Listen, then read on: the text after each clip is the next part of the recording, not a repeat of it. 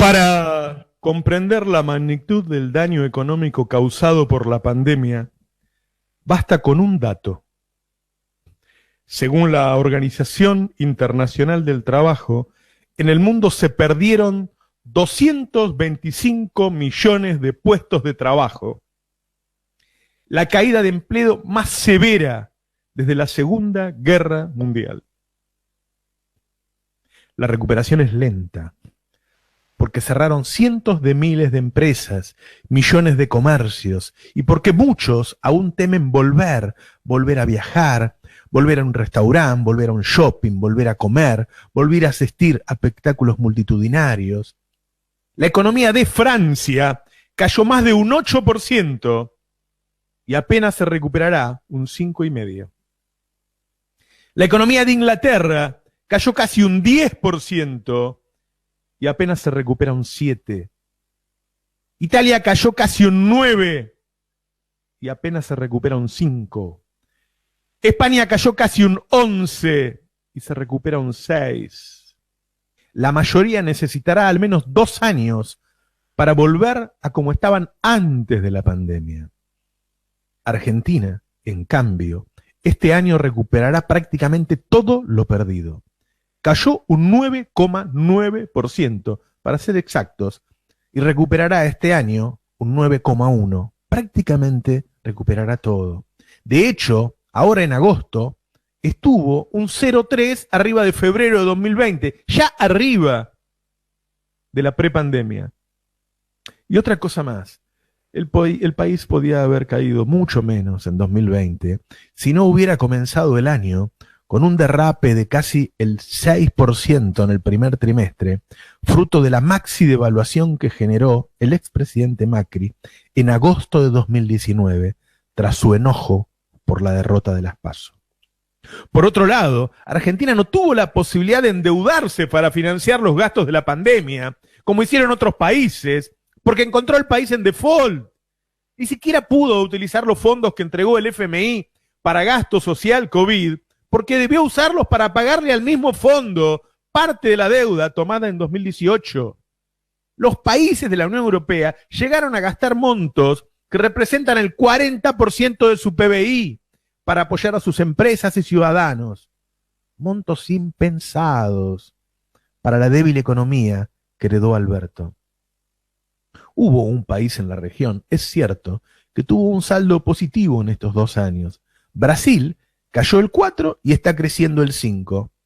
Ganó un 1% en estos 2 años, pero tuvo 609.000 muertos porque no cuidó a su población. Siempre podía haber más muertos. Lo más llamativo del repunte argentino es que muchos sectores ya crecen por arriba del 2019, cuando no había pandemia, incluso por arriba de 2018. Vamos a citar a uno de los economistas del establishment para que los datos queden claros. Según Orlando Ferreres, en septiembre hubo un crecimiento de la inversión del 20,4% anual. Pero esa inversión a la vez está un 16% arriba de 2019 e insólitamente está casi un 9% arriba de 2018.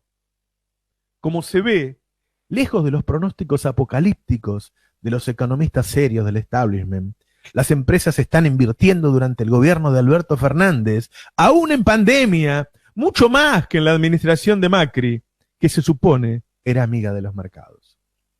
La verdad es que los empresarios eligen invertir para producir cuando creen que contarán con consumidores a quien venderle la producción, una certeza que claramente no tenían con Macri. Por otra parte, las condiciones de producción cambiaron radicalmente. En el país de 2015-2019, las tasas de interés eran tan altas que hacen inviable cualquier negocio. Era muy caro el dinero. De hecho, convenía invertir en la timba financiera que producir. Las empresas se encontraron con incrementos de tarifas de hasta el 3.500%. Las importaciones competían de manera desleal. Hasta el ministro de Producción de Macri, Francisco Cabrera, aconsejaba: invertir, trae importaciones, no produzcas, trae importaciones.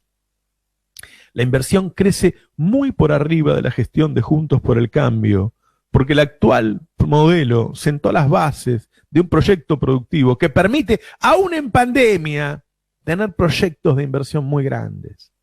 Otro dato elocuente es la evolución del comercio exterior y el fuerte repunte de las ventas externas. En los primeros 9 meses del año, las exportaciones ya superaron los 58.000 millones de dólares. Es el valor más alto de 2013. Si lo medís en unidades, es el valor más alto de 2011. Y el saldo comercial es el más alto de 2009. Así anda la industria en Argentina. Argentina necesita crecer en general, pero hay un sector que define la calidad de los países, que es la industria, porque genera empleo de calidad y dólares por las exportaciones. Según el mismo Ferreres, la actividad industrial en septiembre estuvo un 11% arriba de 2020, un 10% arriba de 2019 y un 9% arriba de 2018. Increíble, arriba de 2018, ahora pandemia y antes sin pandemia. Durante el gobierno de Macri, la industria perdió empleos en 46 de los 48 meses de gobierno. 46 de los 48 perdía empleo. Hoy la industria tiene 35.000 empleos más que en 2019. Hay algunos sectores que sorprenden por su performance. Según la consultora de Manuel Álvarez Agis, la producción automotriz de septiembre fue 60% superior de la de 2019 y es la más alta en 4 años. Y ahora el componente de autopartes de los autos es 54% nacional. La época de Macri era 25%. Los despachos de cemento, dice Álvarez Agis, son un 18,2% más altos que 2019 y es el segundo registro más alto de la historia. La recaudación impositiva es un 58% más alta que el año pasado y es la más alta en términos reales desde 2015. ¿Cómo se explica que en medio de la pandemia que generó la mayor pérdida de empleos de la Segunda Guerra Mundial, la economía funcione hoy mejor que en los 4 años de Macri? Estos datos hablan del gobierno de Alberto, pero hablan mucho más del gobierno de Macri, que hoy tiene un montón de candidatos. Entre 2015 y 2009, según datos del Banco Mundial, el PBI per cápita cayó un 11%. La deuda pública pasó del 48% al 92% del PBI. La inflación se duplicó pasando del 25 al 56%. El desempleo subió del 6,5 al 10,5 y el salario real en dólares cayó de $580 a 275. Y no había pandemia. La pandemia era él. El monumental derrape no es casual, sino fruto de un modelo de concentración del ingreso que ahoga el consumo y con él la inversión, la producción y el empleo. Para colmo, los pocos que ganaron fugaron esa renta al exterior. Joseph Stiglitz dijo en su discurso de aceptación del Premio Nobel de Economía en 2001 que existen 3 modelos de capitalismo en el mundo. El renano anglosajón, el de Alemania, con fuertes regulaciones bien controladas. El capitalismo salvaje norteamericano, con pocas regulaciones pero bien controladas, y el que predomina en Latinoamérica, que Stiglitz llamó de pillaje, con pocas regulaciones que no se controlan ni se cumplen. Ese capitalismo de pillaje que menciona el Nobel es el propuesto por la derecha local, y quien proponga alguna regulación será tildado de comunista.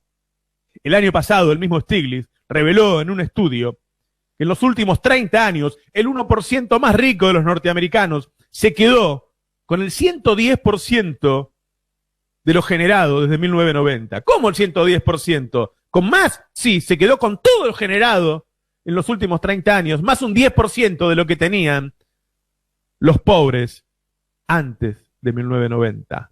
Los ricos son multimillonarios y el 99% de los norteamericanos está peor que en 1990. Esa enorme concentración del ingreso hundió en la pobreza a millones de ciudadanos y también ralentizó el crecimiento económico de Estados Unidos y determinó que China lo supere. El capitalismo salvaje y mucho más el de pillaje no solo es injusto, es ineficaz. Es ineficaz. Recordemos que cuando Macri llegó al poder, eliminó las retenciones al trigo, al girasol, al maíz, rebajó las de la soja, eliminó el impuesto a los bienes personales que existe en todos los países de la OCDE.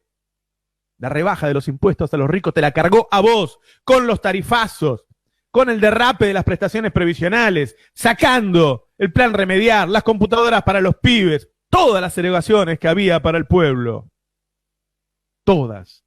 Esa furiosa concentración del ingreso se mostró ineficaz como método de generación de la riqueza. Y ni siquiera logró generar la confianza esperada por Macri, hecho que se comprueba al verificar que la fuga de divisas fue la más alta en décadas. Ahora, Juntos por el Cambio y sus nuevos socios de la ultraderecha se corren aún más a la derecha y agitan un discurso antiestado. Lo que se mostró entre 2015 y 2019 es que cuando no es el Estado el que marca las reglas del juego, lo hace el mercado. O peor aún, los más grandes del mercado, unos pocos, 3 o 4.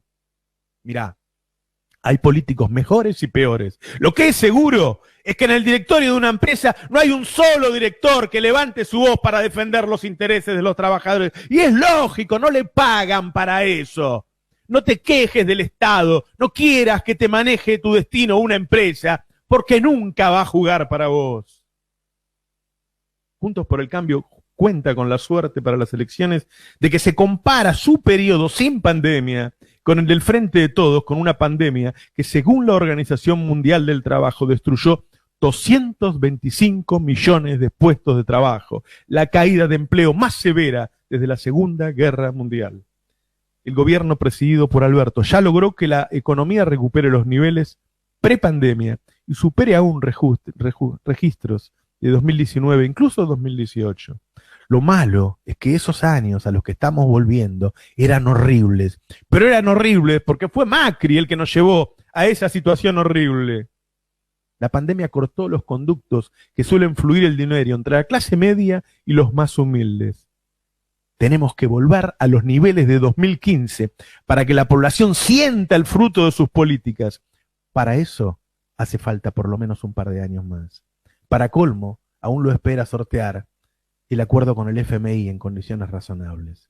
El problema es que si el gobierno pierde las elecciones y la oposición, que ya amenaza quedarse con la jefatura de diputados, se transforma en un obstáculo insalvable para legislar y gobernar.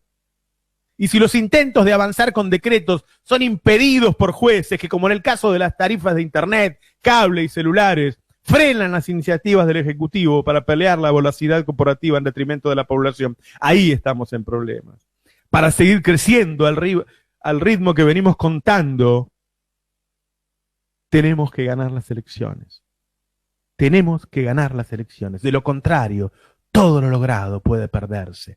Hay que ir a votar. Todos tenemos que ir a votar. Hay que salir ya a ver a cada familiar, a cada vecino, a cada amigo, a cada conocido, a cada compañero de trabajo y convencerlo. Luchar por lo nuestro, por nuestros hijos, por nuestros nietos, actuales o futuros. Esa es nuestra responsabilidad histórica. Miren, alguna vez les conté que mi abuelo llegó de España en 1912 y que allá por 1920 laburaba en un horno de ladrillos y no podía darle de comer a mi abuela, a mi madre. Y entonces hizo una huelga. Y no había derecho a huelga en esa época. Entonces lo metieron preso una semana.